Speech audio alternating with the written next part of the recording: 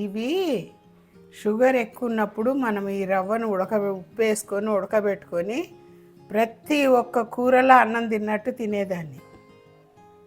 అలాగా ఇంకా కొంచెం టేస్ట్ కావాలంటే అప్పుడప్పుడు ఇలా పచ్చడి చేసుకొని ఆ పచ్చడి కూడా కలుపుకొని తినేదాన్ని.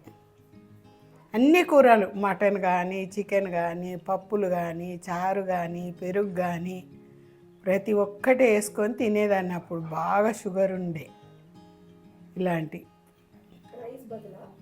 రైస్ బదులు ఇది కంట్రోల్కి వచ్చేస్తుంది.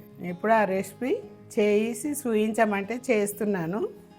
మా కోడలు కూడా రోజు చేసి పెట్టేది నాకు. అలా అని ఇవన్నీ కుక్కర్లో వేసుకోవాలి అంతే. ఎల్లిపాయలు, టమాటాలు, పచ్చిమిర్చి, కొత్తిమీర వేసాను. నీళ్ళు పోయాలి కొన్ని. 3 విజిల్ నీళ్ళు వచ్చేదాకా ఉడకబెట్టాలి. మీద పెట్టినవా కొంచెం ఉప్పు వేయాలి. ఈ నీళ్ళు మసలేటప్పుడు అది పోసి ఉడకబెడితే, రవ్వ పోసి ఉడకబెట్టాలి. గోధుమ రవ్వ. ఇది మామూలు రవ్వ. ఇది ఉప్మాకు బాగుంటుంది. బొంబాయి రవ్వ మీద ఇది అదొకసారి ఇదొకసారి చేసుకుంటాము.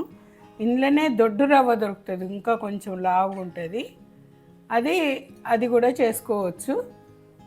అన్నంలాగా ఉంటుంది, రైస్ లాగా ఉంటుంది.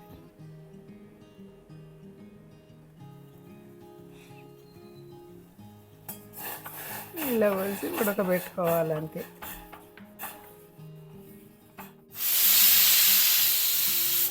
ఇది ఇలా ఉడికిన తర్వాత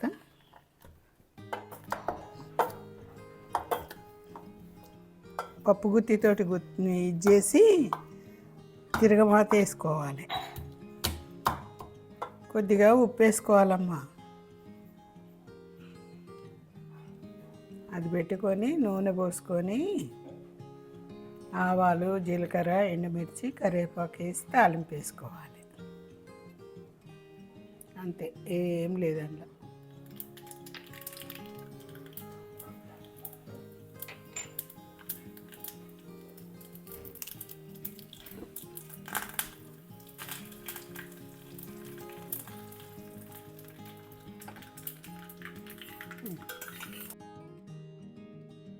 గోధుమ రవ్వ ఉడకబెట్టింది. దీంట్లో ఈ ఉడుకుడు పచ్చడి చేసి పెడితే తింటే బాగుంటుంది. షుగర్ కూడా కంట్రోల్లో అవుతుంది. ఇది ఒకటేనే కాదు, ప్రతి ఒక్క కూరగాయ పెట్టుకొని తినవచ్చు శుభ్రంగా, నో డౌట్.